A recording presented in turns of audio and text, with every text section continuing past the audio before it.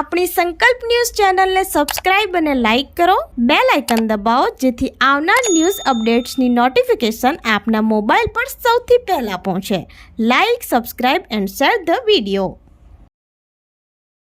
નમસ્કાર દર્શક મિત્રો, હું છું પૂજા ટંડેલ. સંકલ્પ ન્યૂઝમાં આપનું સ્વાગત છે. સમાચારની શરૂઆત કરતા પહેલા એક નજર આજના મુખ્ય સમાચાર પર.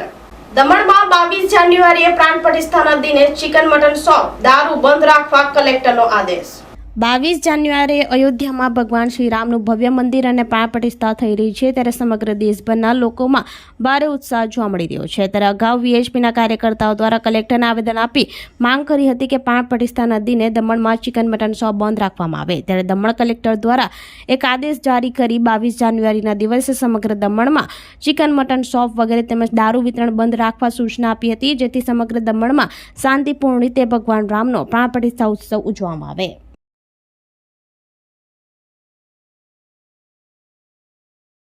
ધરમપુરના સિસુમાળ ગામે શાળાના ઓરડાના બાંધકામમાં ભ્રષ્ટાચારના આક્ષેપો સાથે સ્થાનિકોએ ટીડીઓને આવેદનપત્ર આપ્યું. શાળાના 4 ઓરડાના કામમાં ગુણવત્તાવિહીન માલ મટીરીયલ્સનો ઉપયોગ થતા હોવાની લોકોની રજૂઆત. ધરમપુર તાલુકાના સર્વ શિક્ષા અભિયાન અંતર્ગત સિસુમાળ ગામમાં આવેલ પ્રાથમિક શાળામાં થતું મકાનનું બાંધકામમાં ગુણવત્તાવિહીન માલ મટીરીયલનો ઉપયોગ કરતા હોવાની ફરિયાદ સ્થાનિકો દ્વારા કરવામાં આવી છે. કોન્ટ્રાક્ટ અને સુપરવાઇઝરના બેદરકારીને લઈ મકાનનું બાંધકામ નબળું કરવામાં આવી રહ્યું હોવાના આક્ષેપો કર્યા હતા. ગ્રામજનોએ જણાવ્યું હતું કે વિદ્યાર્થીઓને યોગ્ય હવા ઉજાસવાળા ઓરડા મળે તે માટે સર્વ શિક્ષા અભિયાન અંતર્ગત ઊંડાણના ગામોની શાળામાં નવા ઓરડાનું બાંધકામ શરૂ કરવામાં આવ્યું છે. ત્યારે આવા ઊંડાણના ગામોમાં કોઈ પણ અધિકારીઓ સ્થળ પર મુલાકાત ન લેતા કેટલાક કોન્ટ્રાક્ટરો દ્વારા યોગ્ય ગુણવત્તાવિહીન માલ મટીરીયલનો ઉપયોગ કરતા હોવાના આક્ષેપો કર્યા હતા. જે બાબતે ધરમપુર તાલુકા વિકાસ અધિકારી તેમજ જિલ્લા વિકાસ અધિકારીને સમગ્ર બાબતે તાલુકા પંચાયતના પક્ષસભ્ય કલ્પેશ પટેલની આગેવાનીમાં ગ્રામજનોએ વિવિધ તસવીરો સાથે આવેદનપત્ર આપી યોગ્ય કાર્યવાહી કરવા માંગ કરી હતી.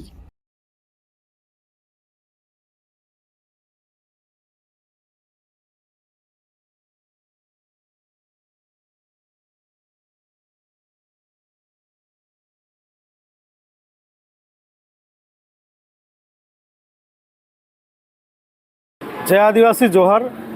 આજરોજ ધરમપુર તાલુકાના સિસુમાળ ગામ મૂળ ગામમાં આવેલ પ્રાથમિક શાળાનું જે કામ ચાલી રહ્યું હતું, સ્થાનિક આગેવાનોએ જે ફરિયાદ કરી છે કે સ્કૂલનું કામ કોન્ટ્રાક્ટર દ્વારા ભ્રષ્ટાચાર આચરવામાં આવ્યો છે અને એમના ફોટા અને વિડીયો પણ એમણે અમને બતાવ્યા છે અને જે સમગ્ર વિગત ટીડીઓ શ્રી અને શિક્ષણ અધિકારીને આજે અમે આપી છે. સાથે કલેક્ટરશ્રીને પણ રજૂઆત કરી છે અને ડીડીઓ સાહેબને પણ રજૂઆત કરી છે. પરંતુ મને એવું લાગે છે કે આવા અમુક બની બેઠેલ કોન્ટ્રાક્ટરો, એમને એવું લાગતું હોય છે કે આદિવાસી વિસ્તાર છે, આદિવાસી બાળકો પણ છે, એટલે અહીંયા જોવાવાળું કોણ છે. પરંતુ અમારી માંગણી એટલી જ છે, એની તટસ્થ તપાસ થવી જોઈએ અને એમના પર કાર્યવાહી થવી જોઈએ.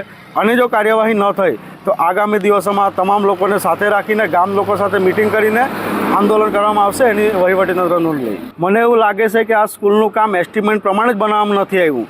એમને ટેન્ડરો એકદમ નીચા ભાવમાં ભરી દે છે કોન્ટ્રાક્ટરો અને ત્યારબાદ બોગસ કામ કરીને નીકળી જવાની પેરવીમાં હોય છે. અને પણ આ જાગૃત નાગરિકો દ્વારા ક્યાંક ને ક્યાંક ગામના જ બધા બાળકો ભણતા હોય છે, એના અનુસંધાને તપાસ કરતા આ સમગ્ર મામલો પ્રકાશમાં આવ્યો છે. મારું નામ નરેશભાઈ રામાભાઈ પાડવી છે.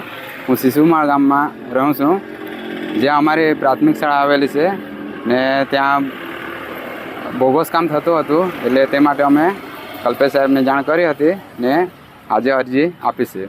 ત્યાં એટલું બોગસ કામ થયું કે જે સ્લેબ ભરવામાં આવ્યા તે પણ તેના સળિયા બહાર દેખાતા હતા, કપસી બધી બહાર દેખાતી હતી ને પાણી ઉપર સ્લેબ ઉપર એ કરીને જોયું તો પાણી પણ લીકેજ હતું. રેતીને એવું બધું મટીરિયલ ખરાબ વાપરેલું હતું. અમારી માંગ એ જ છે કે એ સ્લેબ તોડીને નવેસરથી સારું મકાન બને. એ કોન્ટ્રાક્ટરને અમારા જે ગામના જે વડીલો છે એ લોકોએ જાણ કરી તો એ લોકોએ કીધું કે એ લોકો સાથે બરાબર વાત ન કરી ને ઉપરથી એ લોકો ધમકાવે છે. વલસાડના પાનેરા ગામે રોડ ક્રોસ કરતો દીપડાનો વિડીયો મોબાઈલમાં કેદ.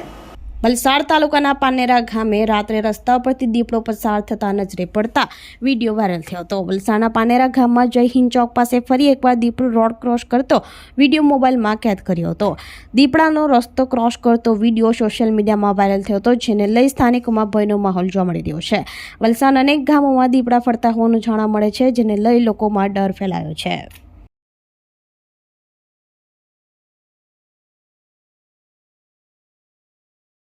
સેલવાસમાં વિકસિત ભારત સંકલ્પ યાત્રાના લાભાર્થીઓ સાથે પીએમ મોદીનો વર્ચ્યુઅલ સંવાદ કાર્યક્રમ જનપ્રતિનિધિઓએ નિહાળ્યો. વિકસિત ભારત સંકલ્પ યાત્રાના લાભાર્થીઓ સાથે પીએમ મોદીની આજની વર્ચ્યુઅલ વાતચીત સેલવાસ આર્ટ સેન્ટર ખાતે પંચાયતી જનપ્રતિનિધિઓ દ્વારા લાઈવ નિહાળી હતી. પીએમ મોદીનો વર્ચ્યુઅલ સંવાદ જોવા અને સાંભળવા માટે ભાજપના પ્રભારી પૂર્ણેશ મોદી, ભાજપના પ્રદેશ પ્રમુખ દીપેશ ટંડેલ, જિલ્લા પંચાયત પ્રમુખ દામજીભાઈ કુરાડા, એસએમસી પ્રમુખ રજની શેટ્ટી, વિવિધ પંચાયતના સરપંચો, જિલ્લા પંચાયત સભ્ય, પંચાયતના સચિવો પહોંચ્યા હતા.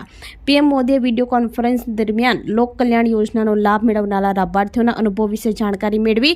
ઉજ્જવલ યોજના, કિસાન સન્માન નિધિ જેવી પ્રધાનમંત્રીની યોજનાના લાભાર્થીઓએ પીએમને જણાવ્યું કે યોજનાના લાભોથી તેમના જીવનમાં ગુણાત્મક સુધારો થયો છે. હવે તેઓ અન્ય લોકોને આ યોજનાઓનો લાભ લેવા પ્રેરિત કરશે.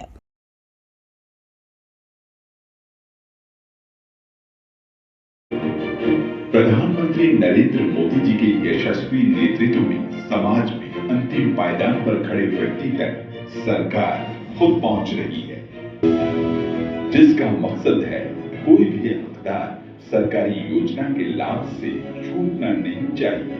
जिन लोगों का जीवन सरकारी योजनाओं का लाभ पाने के इंतजार में बीत गया, उनके जीवन में एक सार्थक बदलाव ला रही है. प्रधानमंत्री नरेंद्र मोदी ने अपनी दूरदर्शी नीतियों के साथ हकदारों का हक सुनिश्चित कर बीते 10 सालों में वंचितों को वरीयता दी और जन कल्याण की एक अभूतपूर्व मिसाल कायम की. 10 करोड़ उज्ज्वला गैस कनेक्शन और सिलेंडर, जिससे महिलाओं को मिली है धुआं मुक्त रसोई.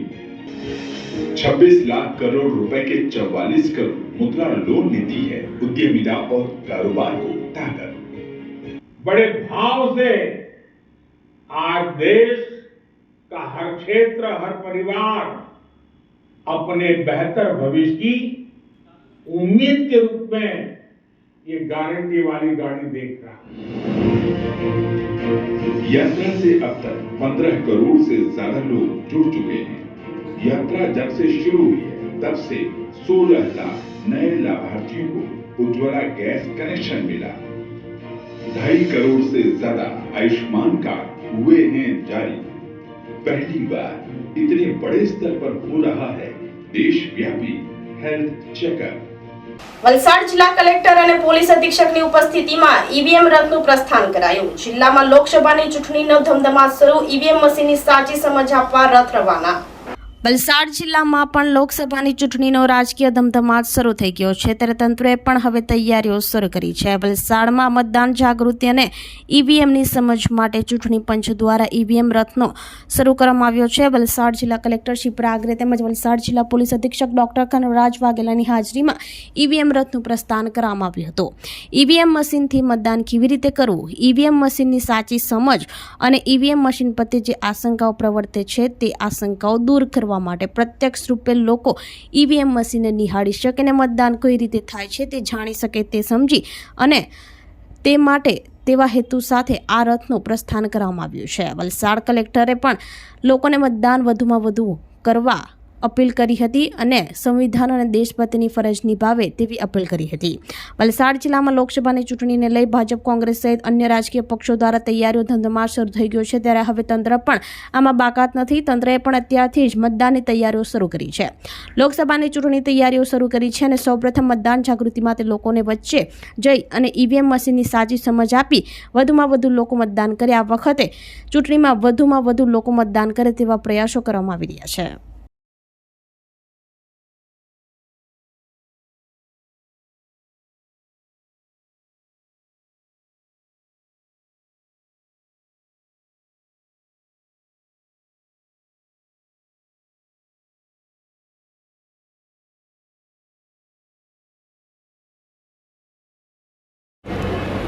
ભારતના ચૂંટણી પંચ અને ગુજરાતના સીઈઓ ઓફિસના સંયુક્ત ક્રમે લોકસભા ચૂંટણીના મતદાન જાગૃતિ રૂપે આજે આ રથનું પ્રસ્થાન કરાવ્યું છે.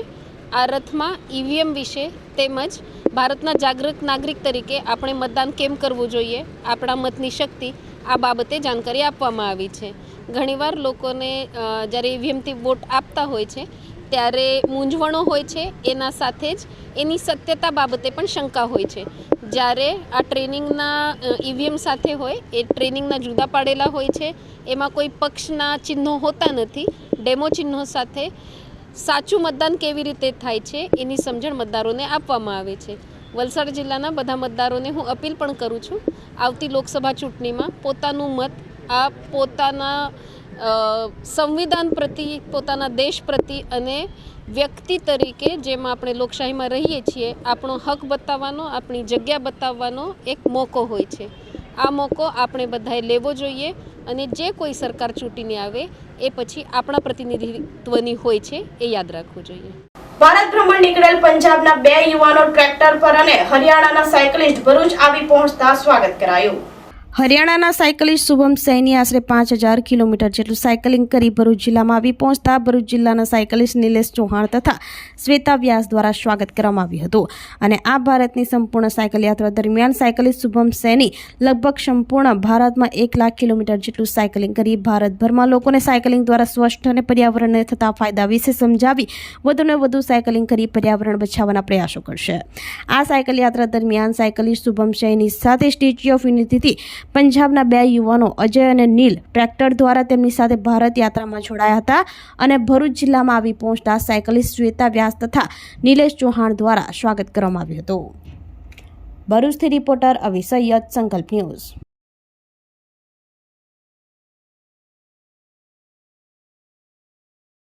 નમસ્તે, મારું નામ શ્વેતા વ્યાસ છે. આજે ભરૂચમાં હું અને બીજા સાયકલિસ્ટ નિલેશભાઈ, ભરૂચમાં એક સાયકલિસ્ટ શુભમ સૈની અને બીજા છે જે ટ્રેક્ટર પર ઓલ ઓવર ઇન્ડિયા ટ્રાવેલ કરે છે, અજયભાઈ અને વિપિનભાઈ, એમનું સ્વાગત કરીએ છીએ. બંને જણા સૈનીભાઈ સાયકલ પર આખું ઇન્ડિયા ફરી રહ્યા છે અને આ લોકો ટ્રેક્ટર પર આખું ઓલ ઓવર ઇન્ડિયા ફરી રહ્યા છે.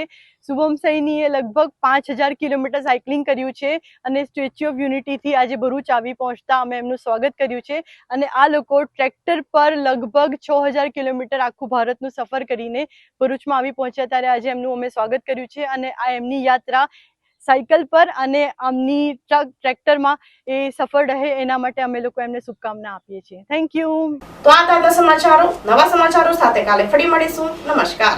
આપણી સંકલ્પ ન્યૂઝ ચેનલને સબસ્ક્રાઇબ અને લાઇક કરો, બેલ આઇકન દબાવો જેથી આવનાર ન્યૂઝ અપડેટ્સની નોટિફિકેશન આપના મોબાઈલ પર સૌથી પહેલા પહોંચે. Like, subscribe and share the video.